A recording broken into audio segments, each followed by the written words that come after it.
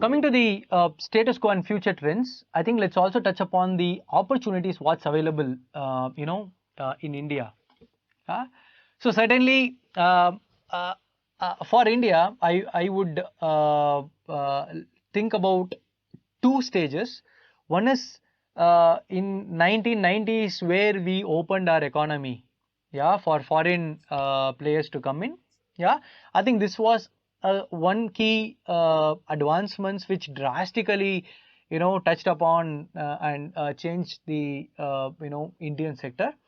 The other thing is, in late 2010, after 2010, we also came across this digitalization in India. So this digitalization opened a lot of opportunities and avenues for India. In terms of payments, it's very common. We couldn't have imagined that. Imagine the mode of payment, whatever we are making today. The digital payments. We couldn't have imagined this, 8 to 9 years, or even for that matter, 5 to 6 years back. So digitalization has opened a lot of opportunities in India.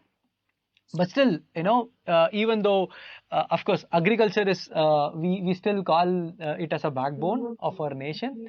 I think manufacturing is also one of key, contributor for the GDP of the nation, right?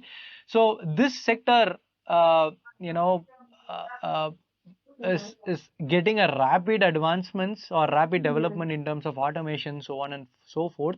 But still, for a majority of technology, we are a big time importers. You can talk about, electronics, in terms of mobile phones, in terms of telecom, equipments, in terms of computer hardwares. We are still importing a lot from China, Taiwan, so on and so forth. And in terms of industrial machineries, sensors, I think we are importing a lot from, a lot of these technologies from different places across the world. Starting from America till Japan, I think there are a lot of places where we import the hardwares or import the technology, basically, right? So I think it's also important for us as a mechanical engineers that we focus on developing the technologies in these areas, and we focus on reducing the import and create indigenous technology.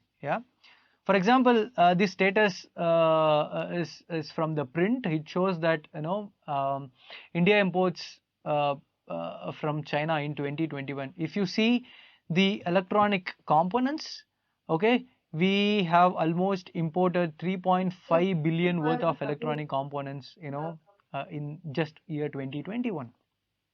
For the telecom segment, the telecom instruments were imported almost 2.6 billion. Equal amount of share on the computer hardware.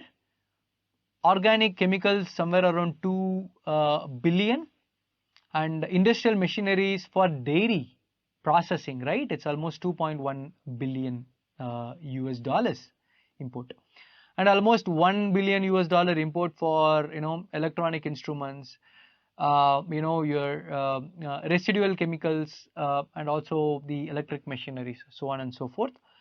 And 0.6 on the pharma or the drugs, 0.6 billion. So if you see, we are still a bigger importer of the technology, and we have a lot of avenues where either we can contribute, or we also create new startups on these technologies.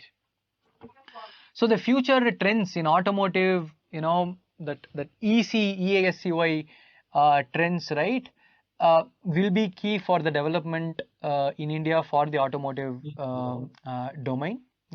Of course, the presence of digitalization will help the rapidization or the rapid movement,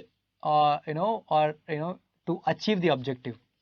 Okay, so there are a lot of opportunities for us as mechanical engineers to contribute for indigenous technology in India. Yeah.